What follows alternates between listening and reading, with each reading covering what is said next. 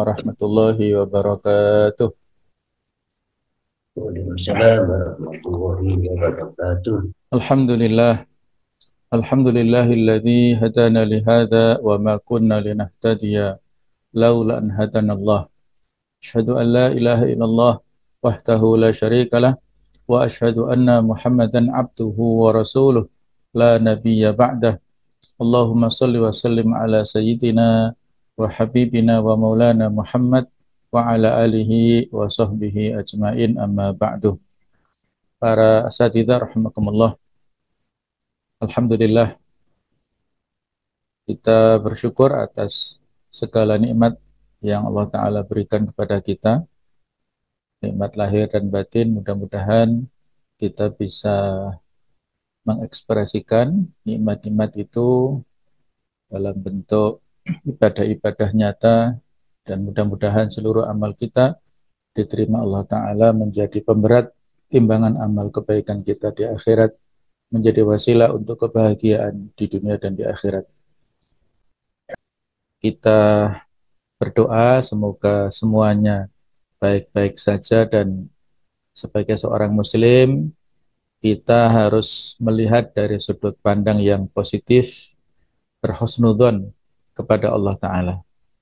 Oleh karena itu, pada kesempatan ini mari bersama-sama kita renungkan kembali bahwasanya musibah musibah ini ada penyebab dan ada penolaknya, sebagaimana yang telah digambarkan dalam beberapa referensi dalil, baik itu dari Al-Quran ataupun hadis. Di antaranya, di dalam Al-Quranul Karim disebutkan bahwasanya ketika seseorang ataupun manusia itu mendapatkan musibah, di antara sebabnya adalah karena faktor dosa daripada manusia itu sendiri. Di surat Asy-Syura ayat 30 Allah berfirman, "Wa ma asabakum min musibatin fabima kasabat aydikum wa ya'fu an katsir."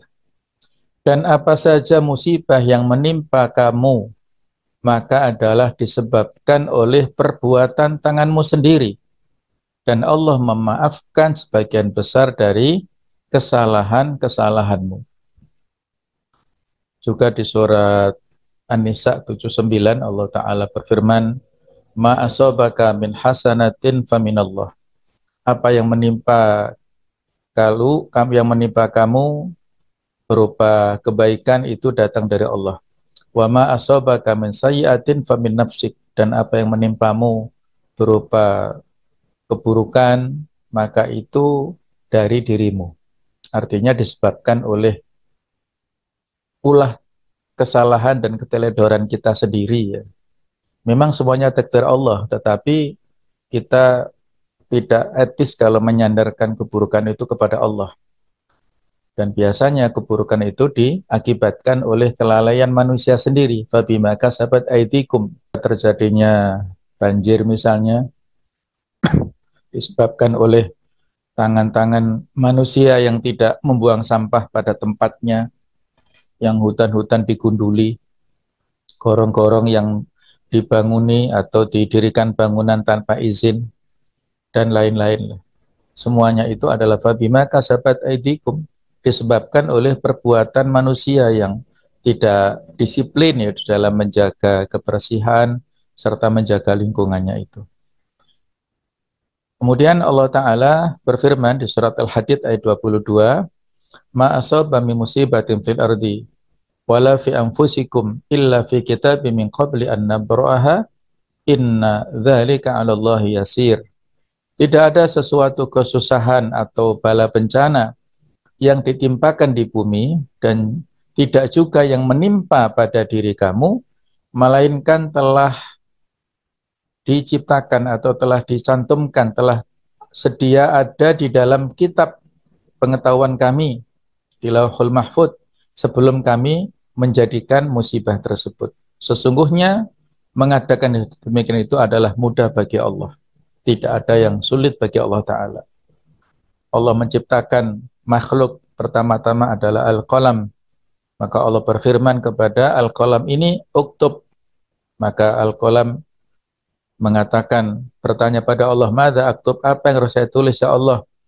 Kata Allah, uktub maqadiral khalqi hatta taquma sa'ah. Tulislah takdir untuk seluruh makhlukku sampai hari kiamat. Nah, kemudian lanjutan dari Al-Hadid ayat yang 23 Allah berfirman, likaila ta'sau ala ma fatakum wala tafrahu bima atakum, supaya kamu jangan berduka cita terhadap apa yang luput darimu, dan supaya kamu jangan terlalu gembira terhadap apa yang diberikannya kepadamu. Pada saat kita mendapatkan musibah, hal-hal yang tidak kita sukai, boleh bersedih, tetapi jangan berlarut-larut. Maka kita harus bersabar ya. In asobatu dharra'u sobaro, kalau dia ditimpa sesuatu yang menyedihkan, maka dia bersabar. Fakana khairan lahu, itu adalah baik untuk kita semuanya. Jadi supaya kita tidak terlalu berduka cita terhadap apa yang tidak bisa kita dapatkan. Obsesi keinginan yang kita harapkan belum tentu bisa kita dapatkan saat itu. Karena Allah Maha Tahu. Bisa jadi seseorang menginginkan sesuatu, kalau diberikan saat itu justru menjadi madharat baginya. Misalnya ada orang yang ingin menjadi pejabat, ternyata tidak kesampaian. Karena kalau dia menjabat, mungkin tidak bisa menunaikan amanah dengan baik, sehingga kena OTT KPK misalnya. Itu satu contoh orang lepas dari keinginannya, tetapi justru itu manfaat bagi orang itu. Demikian pula ketika kita mendapatkan hal-hal yang menyenangkan berupa nikmat, berupa keuntungan dan kesuksesan misalnya, maka jangan terlalu gembira. Silakan kita bersyukur. Wa amma bi ni'mati rabbika fahadits.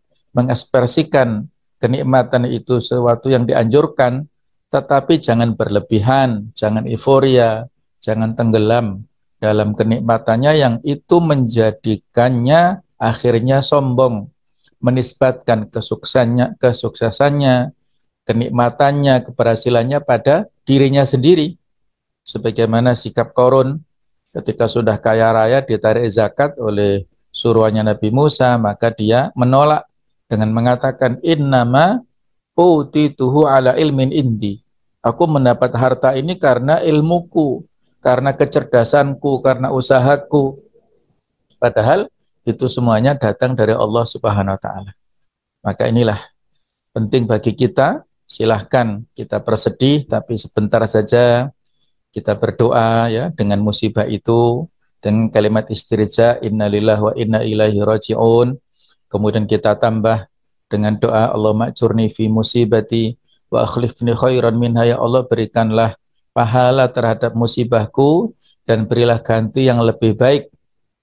Itulah etika kita pada saat kita mendapatkan musibah, atau kita katakan alhamdulillah ala kulli hal. Segala puji bagi Allah dalam setiap kondisi, walaupun kecelakaan, lecet saja tidak sampai patah tulang misalnya. Kalaupun patah tulang tidak sampai patah lehernya, tidak sampai meninggal misalnya, maka kata orang Jawa, belai selamat ya, musibah tapi masih diselamatkan oleh Allah Ta'ala. Kita lihat yang lainnya masih lebih keras cobaannya, lebih dahsyat cobaannya daripada kita. Oleh karena itu, kalaupun kita mendapatkan kegembiraan juga tidak boleh berlebihan juga. Nah, takdir Allah lah yang terbaik, sebagaimana yang telah disampaikan oleh Rasulullah SAW. Innallaha la yaqdi lil mu'min qada'an illa kana khairan lahu. Sesungguhnya Allah tidaklah menakdirkan sesuatu untuk seorang mukmin melainkan itulah yang terbaik untuknya. Hadis riwayat Ahmad dari Anas bin Malik. Sesungguhnya apa yang ditakdirkan oleh Allah untuk orang mukmin itu adalah khairan lahu, yang terbaik untuknya. Di dalam pandangan siapa? Ya dalam pandangan Allah Ta'ala. Kalaupun seorang itu mendapatkan sesuatu yang sifatnya menyedihkan, itu kan dalam pandangan zahir manusiawinya. Tetapi dalam pandangan Allah Ta'ala justru ketika dia mendapatkan musibah itu, dia akan diampuni dosa-dosanya, menjadi pemberat timbangan amal kebaikan pada saat dia bersabar, menjadi pengangkat derajat pada saat dia mendapatkannya dengan ridho, dan lain-lainnya. Itu semuanya akan mendapatkan kebaikan untuknya di dunia dan di akhirat. Karena khairan lahu. Kalaupun dia berperspektif yang negatif, itu kan sudut pandang dirinya. Belum tentu sudut pandangnya itu tepat. Ada sebuah ungkapan dari Al-Mutanabbi, seorang syair ya, bahwasanya masaibu qaum inda qaum fawaid. Musibah, kemalangan yang menimpa pada suatu kaum itu manfaat bagi kaum yang lainnya. Mungkin ada orang yang naik motor tiba-tiba bannya bocor, maka dia harus nuntun dan ketemulah tambal ban. Sehingga bagi orang yang mengendarai motor itu musibah, tetapi bagi tukang tambal ban itu nikmat rizkinya.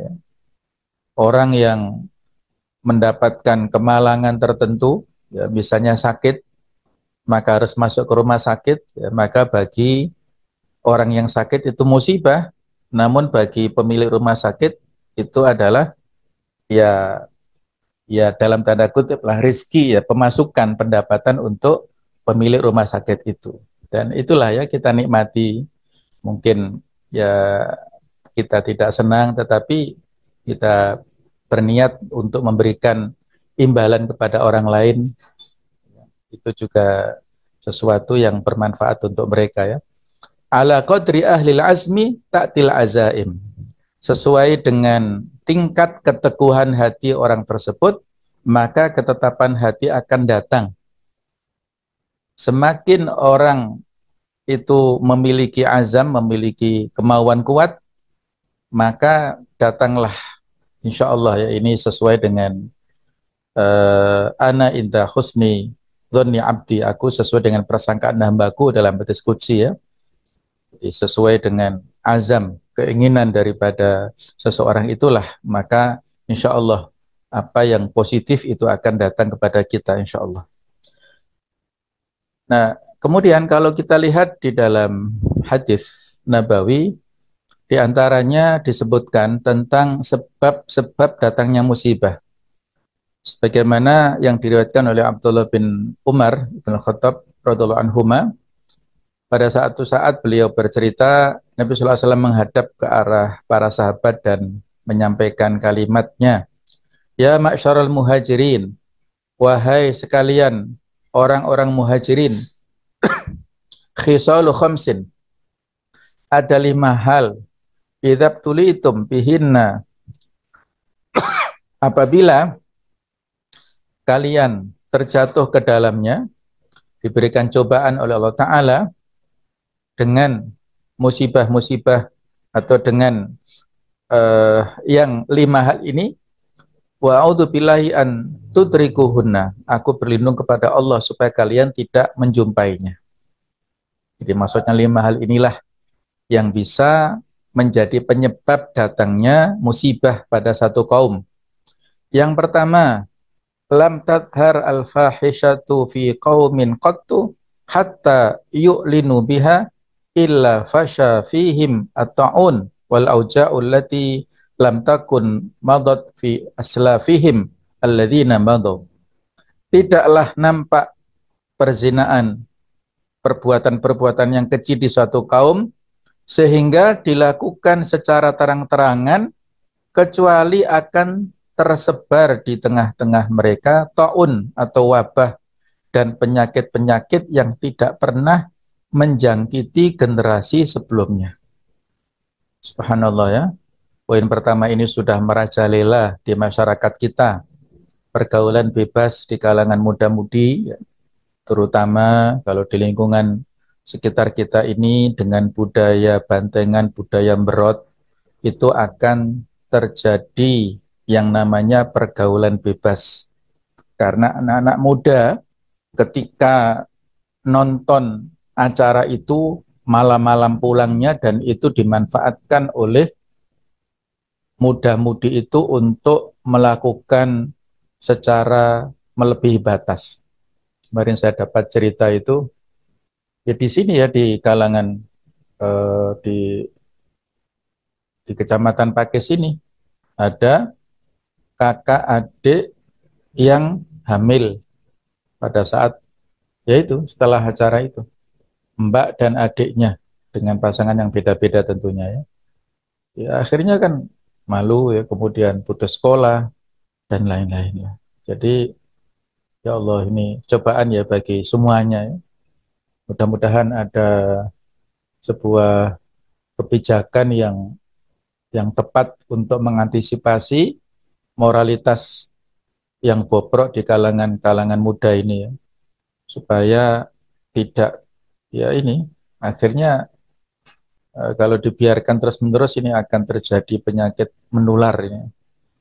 Ada lagi ya kapan lalu ada kisah juga anak-anak masih muda ya, anaknya pendiam gitu ya, tapi ternyata kena penyakit kelamin ya. Waliyatubillah, kasihan. Jadi poin pertama ini Masya Allah harus kita waspadai, terutama yang kita bentengi adalah putra-putri kita, anak-anak kita atau cucu-cucu kita ya, supaya tidak terkena virus yang menular ini. Yang kedua, lam yankusul mikyal wal mizan illa ukhidhu bis sinin wa syiddatil maunah wa jawri sultana alaihim. Tidaklah mereka mengurangi takaran dan timbangan kecuali akan ditimpa paceklik, susahnya penghidupan dan kezaliman penguasa atas mereka. Jadi ada kecurangan-kecurangan yang dialami. Jadi di sini kan konteksnya al-mikyal wal mizan ya, takaran dan timbangan. Tetapi dalam kontekstual sekarang itu ya berupa korupsi-korupsi dalam berbagai macam bentuknya. Ada yang korupsi bansos, ada yang korupsi timah, ada yang korupsi minyak goreng, ada yang korupsi PKTP, bahkan ada yang mengkorupsi mushaf, dan ada yang mengkorupsi ya bantuan-bantuan ya. Ya Allah ya. Jadi walaupun KPK dan aparat penegak hukum sudah demikian ketat dalam mengawasi, ternyata praktek-praktek itu masih ada di bawah ya. Beberapa hari kemarin saya menandatangani itu PIP ya untuk anak-anak santri-santriwati ya, ternyata informasinya akan dipotong 25% oleh oknum, oleh ya timnya itu. Ya Allah ya. Ini hak masyarakat, hak rakyat, tetapi masih dipotong. Bahkan ada yang dipotong sampai 50% ya Allah. Itulah ya. Jadi kalau terjadi pengurangan-pengurangan, maka mereka akan tertimpa ya semacam paceklik dan susahnya penghidupan, serta akan merajalela kedoliman dari penguasa kita. Para pejabat akan melakukan kedoliman-kedoliman. Kemudian yang ketiga, walam yamna'u zakata amwalihim illa muni'ul qatra minas sama walau lal baim lam yumtoru. Tidaklah mereka menahan zakat, artinya orang-orang yang sudah mencapai nisab ya, para muzaki itu tidak membayar zakat kecuali hujan dari langit akan ditahan dari mereka. Artinya hujan tidak turun. Dan sekiranya bukan karena hewan-hewan, niscaya manusia tidak akan diberi hujan. Jadi kadang-kadang Masih banyak orang yang tidak paham tentang masalah zakat mal. Mereka hanya memahami zakat itu zakat fitrah saja, walaupun yang bersangkutan orang yang sudah kaya ya, sangat mampu ya, tetapi yang difahami zakat fitrah dan tidak paham mikdar atau kadar zakat fitrah itu berapa, wis yang penting dia titip sekian kepada amil zakat, tidak tahu mikdarnya berapa. Kalau zakat fitrah kan wajib untuk semuanya, kecuali memang orang-orang yang betul-betul miskin dan fakir ya, yang tidak bisa makan dalam satu hari satu malam 24 jam. Itu yang selainnya kan pasti mampu ya. Kebanyakan kita semuanya mampu, yang besar kecil tua muda semuanya punya kemampuan untuk zakat fitrah. Kalau zakat mal ini masih banyak yang belum paham, maka harus kita pahamkan. Sebagai tugas para relawan zakat itulah untuk memahamkan. Kemudian yang keempat, walam yang kudu ahdallah wa ahda rasulillah rasulihi illa sallallahu alaihim aduwan min ghairihim fa akhadhu ba'dha ma fi aidihim. Tidaklah mereka melanggar perjanjian mereka dengan Allah dan Rasulnya, kecuali Allah akan menjadikan musuh mereka dari kalangan selain mereka, yaitu orang kafir, berkuasa atas mereka.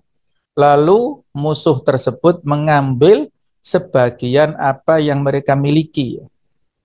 Kalau di Palestina, di sana ada perang fisik, mengambil hak-hak secara fisik ya.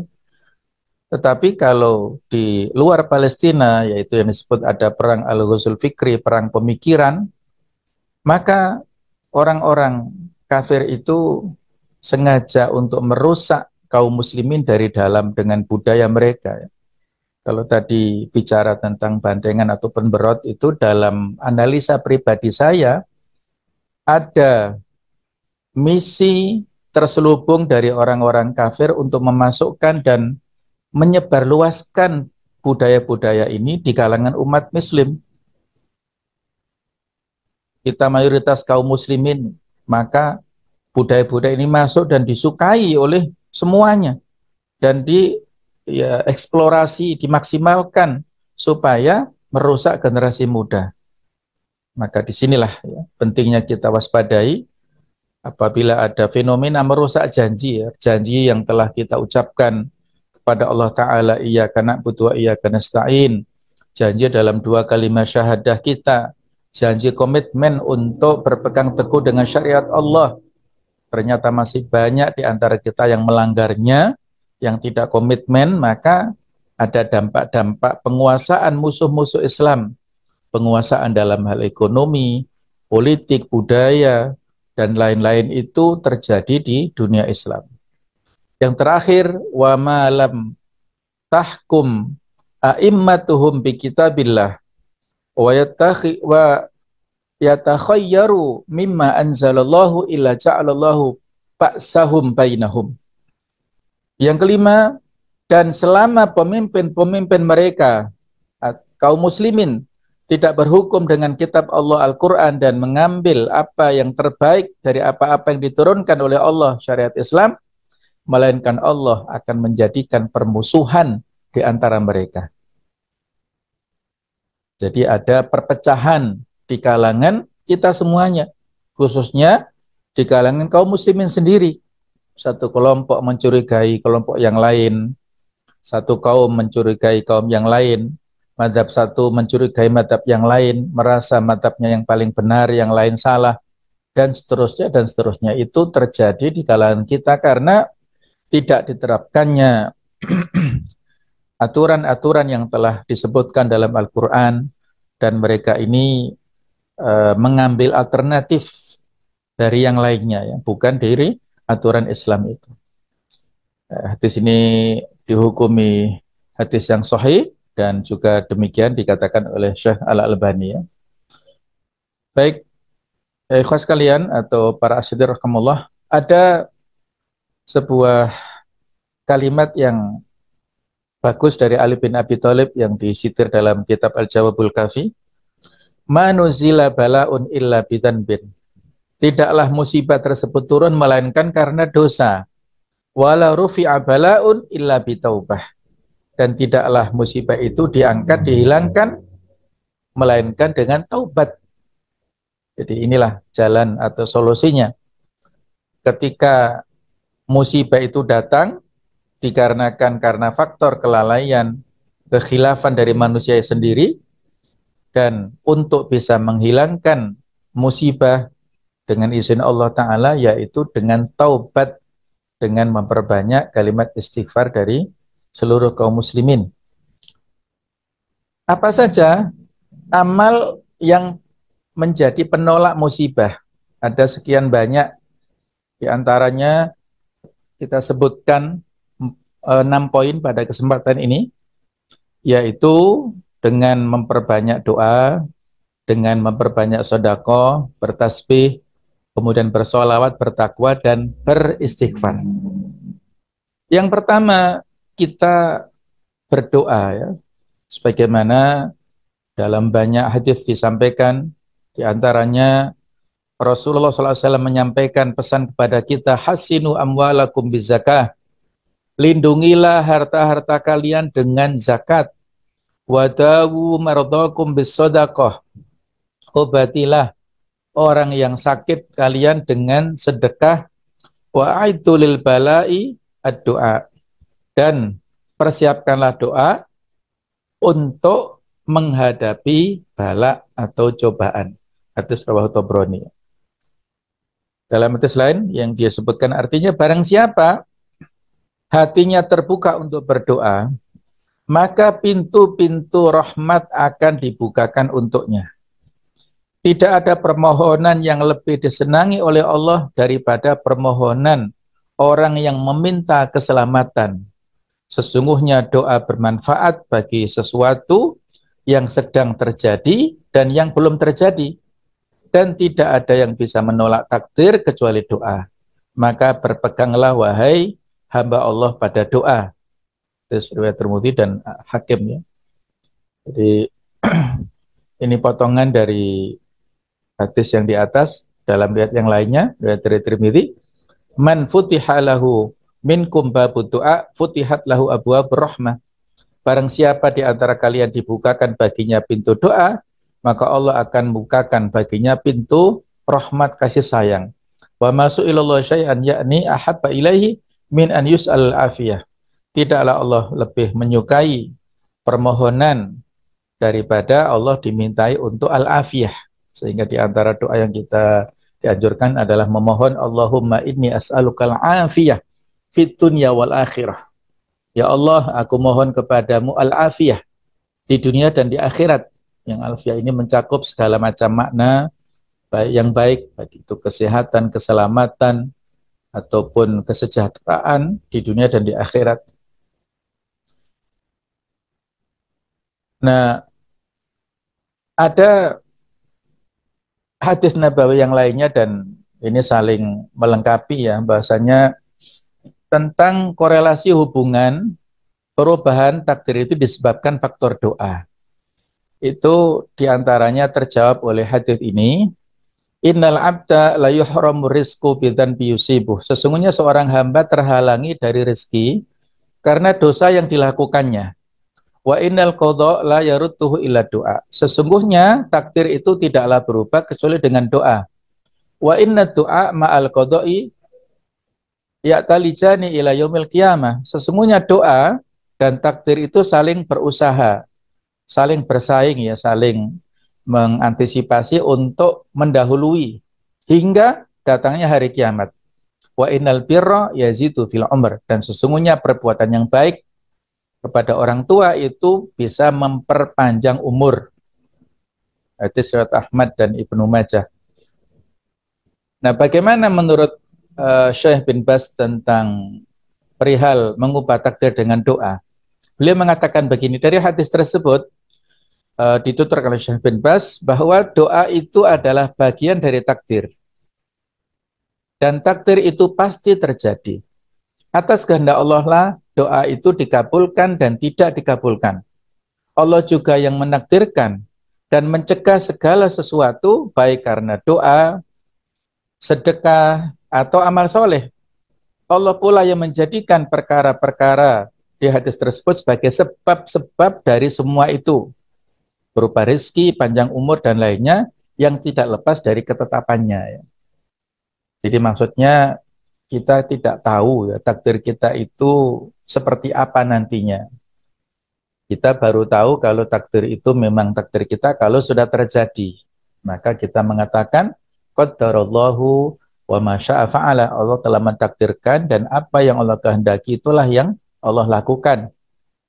Sehingga karena Allah sudah ataupun Rasulnya sudah mengatakan bahwa yang bisa merubah takdir adalah doa, maka kita lakukan sebabnya. Kita lakukan sebabnya untuk mendapatkan akibatnya. Kita berdoa untuk mendapatkan dampaknya. Supaya kita mendapatkan akibatnya, kita lakukan sebabnya. Itulah maknanya ya, yang saling terkait antara doa dan akibat daripada perubahan takdirnya itu. Nah, ada doa yang menarik ya dari Umar bin Khattab yang menurut riwayat beliau membaca doa ini pada saat uh, tawaf di Ka'bah. Allahumma in kunta katabtani min ahli syaqawah famhini waktubni min ahli sa'adah fa innaka tamhu ma tasha' wa tuthbit wa intaka ummil kitab. Artinya ya Allah, seandainya engkau mencatat aku termasuk orang yang celaka dan sengsara, maka hapuslah catatan itu ya Allah. Catatlah aku termasuk orang yang bahagia dan beruntung. Sesungguhnya engkau menghapus apa yang engkau kehendaki dan menetapkan, dan di sisimulah ummul kitab, ya, sesuai dengan janji Allah Ta'ala ya. Allah punya kuasa yamhullahu ma yasha wa yuthbitu wa indahu ummul kitab. Allah punya hak untuk menghapus segala sesuatu sesuai dengan kehendaknya. Allah punya hak untuk menetapkan segala sesuatu yang semuanya itu berada di ummul kitab atau di lauhul mahfud. Kan kita nggak tahu yang tertulis di lauhul mahfud kita itu meninggal kapan, meninggal usia berapa, di mana itu kita nggak tahu. Maka kita berdoa saja supaya kita meninggal dalam keadaan husnul khotimah di tempat yang terbaik. Tempat yang terbaik meninggal adalah di Madinah.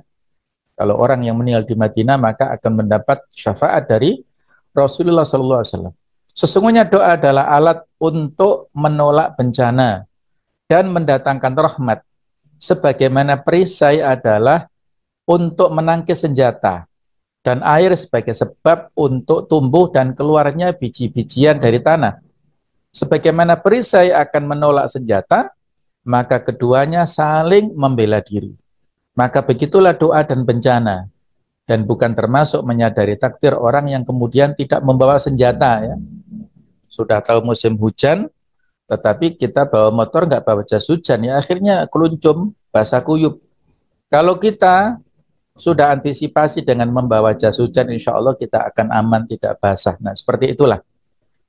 Bahwasanya seperti kita perang harus bawa senjata, seperti kita bekerja maka harus bawa senjata. Senjatanya petani cangkul ataupun sabit, senjatanya tukang ya gergaji ataupun alat-alat tukang. Ya kalau senjatanya para mubalik ya ada laptop, ada buku-buku. Senjatanya Pak Dokter ya suntikan dan macam-macam. Semuanya ada sebab akibatnya, ya. Tidak boleh dinafikan. Baik, kemudian kita kembali kepada amal penolak musibah. Yang kedua adalah dengan bersedekah sebanyak-banyaknya. Jadi dalam hadis Nabi banyak diceritakan, diantaranya as-sadaqatu taruddul bala wa tutawwilul umr. Sedekah itu bisa menolak bala dan memanjangkan usia. Ada hadis lagi dalam riwayat Bukhari, sedekah dapat merubah takdir yang mubrom atau yang pasti. Riwayat Bukhari dan Muslim serta yang lainnya. Silaturahim dapat memperpanjang umur dan sedekah dapat merubah takdir yang mubrom. Sedekah bisa meredam bala. Yang senada dengan seperti ini banyak ya. Jadi itu tadi, kita tidak tahu takdir kita itu seperti apa nantinya, maka kita lakukan sebab-sebabnya saja. Ada sebab karena sedekah, ada sebab karena silaturahim, yang tadi karena sebab doa, juga ada tadi birrul walidain. Itu saja kita lakukan amal-amal yang baik, maka insya Allah dampak atau akibatnya itu adalah kebaikan untuk kita semuanya. Silaturahim ini contohnya ya, yang sudah populer dalam masyarakat. Man ahabba an yubsata lahu fi rizqih wa yunsa'a lahu fi athari falyasil rahimah. Barang siapa yang suka supaya diluaskan rezekinya dan diakhirkan ajalnya, maka hendaklah menyambung hubungan dengan kerabatnya atau silaturahim ya. Muttafaqun alaih. Jadi kalau tadi disebutkan doa, sedekah itu bisa merupakan takdir yang mubrom, barangkali bisa dikiaskan di sini, yaitu silaturahim. Karena persoalan rezeki ataupun persoalan usia itu termasuk takdir yang mubrom, yang pasti. Dan kita tidak tahu, dan para ulama beda pendapat dalam menafsirkan hadis ini. Ada yang mengatakan mengakhirkan ajalnya itu dengan bentuk keberkahan artinya ya. Walaupun usianya pendek, usianya biasa saja, tidak panjang, tapi barokah, berkeberkahan melebihi dari yang usianya panjang. Tapi ada juga yang memaknai secara hakiki, memang betul-betul ajalnya diakhirkan. Dan kita kan nggak tahu tadi ya, ajal kita sampai seberapa lama. Apakah usia sekian-sekian meninggal, maka kita lakukan sebabnya saja untuk mendapatkan dampak atau hasilnya. Baik, kemudian yang ketiga, yaitu dengan bertasbih. Sebagaimana yang disebutkan dalam beberapa referensi, bahwasanya subhanallah dapat mencegah turunnya azab. Dan juga yang Allah ajarkan kepada Nabi Yunus, diabadikan di surat As-Saffat ayat 143 144, Allah Ta'ala mengatakan di sini ya, maka kalau sekiranya dia tidak termasuk orang-orang yang banyak mengingat Allah, niscaya ia akan tetap tinggal di perut ikan itu sampai hari kebangkitan. Jadi seandainya Nabi Yunus tidak bertasbih di perut ikan, maka dia akan tetap di sana sampai hari kiamat. Karena Nabi Yunus bertasbih, maka Allah mengeluarkannya dari perut ikan ini. Nah itulah mafhum mukhalafahnya ya. Kemudian di Al-Anbiya 87 yang artinya, dan ingatlah kisah Dhunnun, Yunus ketika ia pergi dalam keadaan marah. Lalu ia menyangka bahwa kami akan mempersempitnya atau menyulitkannya. Maka ia menyeru dalam keadaan yang sangat gelap, La ilaha illa anta subhanaka inni kuntu minadh dhalimin. Jadi bertasbih seperti itu yang lengkap.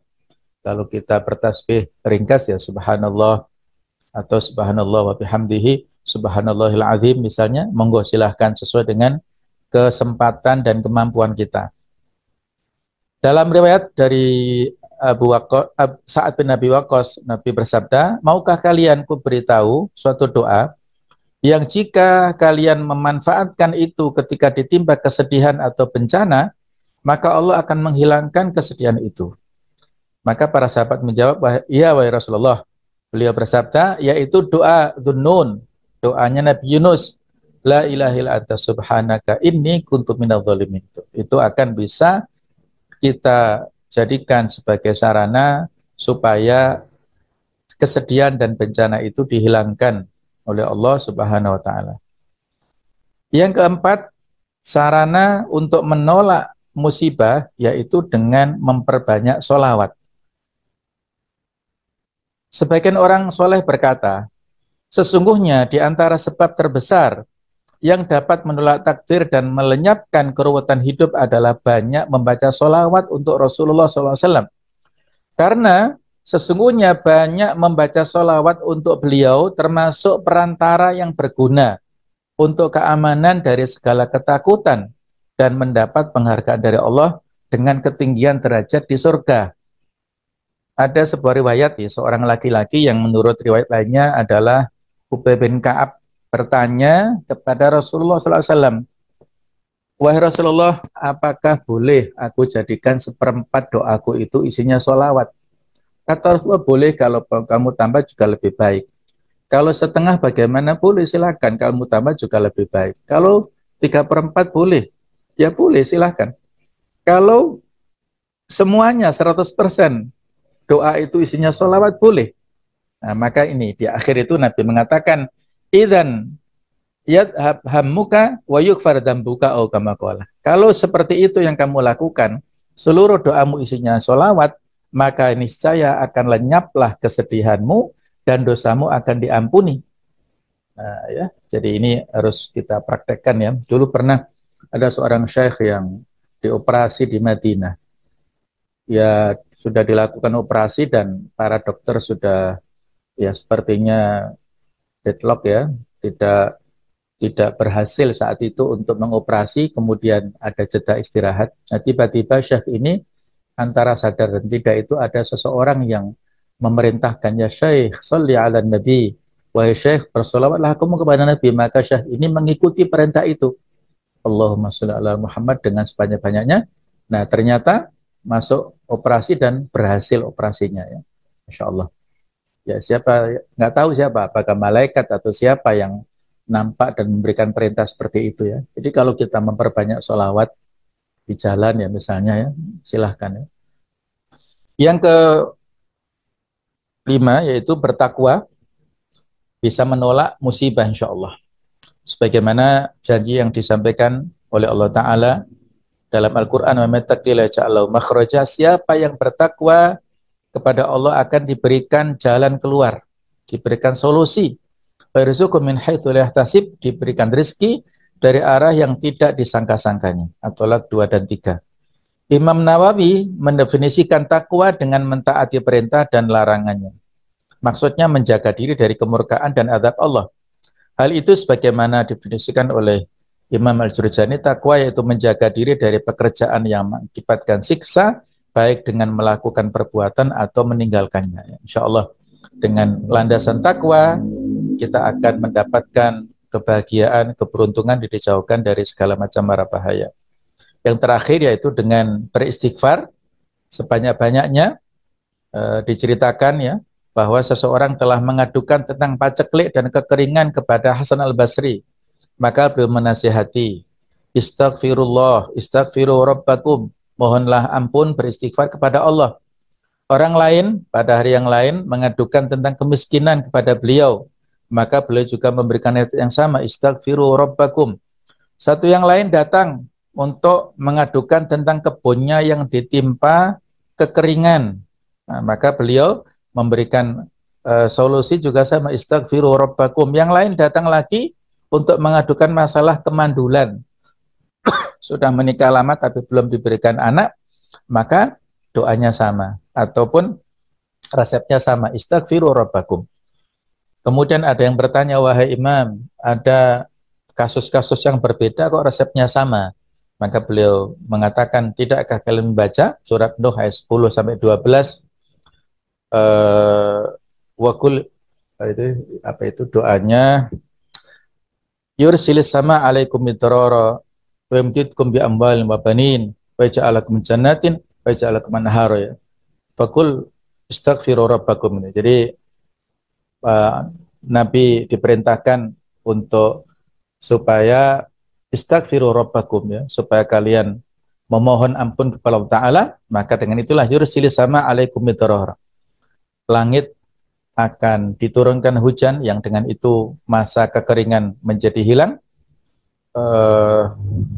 Wamdidkum bi amwal wa banin, akan diberikan anak-anak, diberikan harta yang banyak.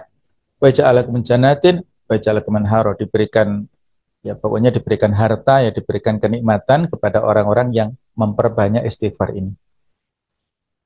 Ada hadis yang semisal dengan ini ataupun yang searti ya, man aktsara minal istighfar, barang siapa yang memperbanyak kalimat istighfar atau kata-kata istighfar, ja'alallahu lahu min kulli hammin faraja.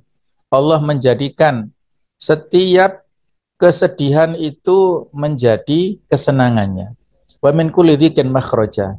Setiap kesempitan menjadi jalan keluar. Wa razaqahu min haitsu la yahtasib, diberikan rezeki dari cara yang tidak dia sangka-sangka. Jadi dengan istighfar dan kita telah banyak mendapatkan kisah ya, misalnya ada penjual roti yang banyak beristighfar, akhirnya dipertemukan dengan Imam Ahmad, penjual rotinya di Syam. Imam Ahmad kan di Baghdad sana. Imam Ahmad tidak tahu berjalan ke Syam itu tidak ada tujuannya. Rupanya istighfar penjual roti itulah yang menggiringnya jauh-jauh dari kampung halaman datang ke Syam untuk menemui orang itu, karena ketika dia ditanya oleh Imam Ahmad, dengan istighfarmu kamu mendapat keuntungan apa? Kata penjual roti ini yang saat itu tuan rumah yang diinapi oleh Imam Ahmad, saya telah mendapatkan apa yang saya inginkan kecuali satu yang belum. Apa itu? Saya ingin bertemu dengan Imam Ahmad. Jadi rupanya dia belum tahu, itulah tamunya itulah adalah Imam Ahmad. Akhirnya dirangkul dan dikatakan, istighfarmu lah yang telah menggiringku ke sini. Allah menggiringku ke sini untuk bertemu denganmu. Fadilah dari istighfarmu itu. Demikianlah beberapa nasihat untuk kita semuanya. Semoga ada manfaatnya. Mudah-mudahan kita dilindungi Allah Ta'ala, keluarga kita, kawan-kawan kita, saudara-saudara kita, semuanya dilindungi dari segala macam musibah. Dan mudah-mudahan kalaupun mereka mendapatkan musibah, maka itu akan bisa mengampuni dosa mereka dan juga bisa menjadi sarana untuk meningkatkan keimanan dan dihapuskannya segala macam bentuk kesalahannya. Hadanallahu iyyakum ajma'in ihdinas siratal mustaqim. Wassalamualaikum warahmatullahi wabarakatuh.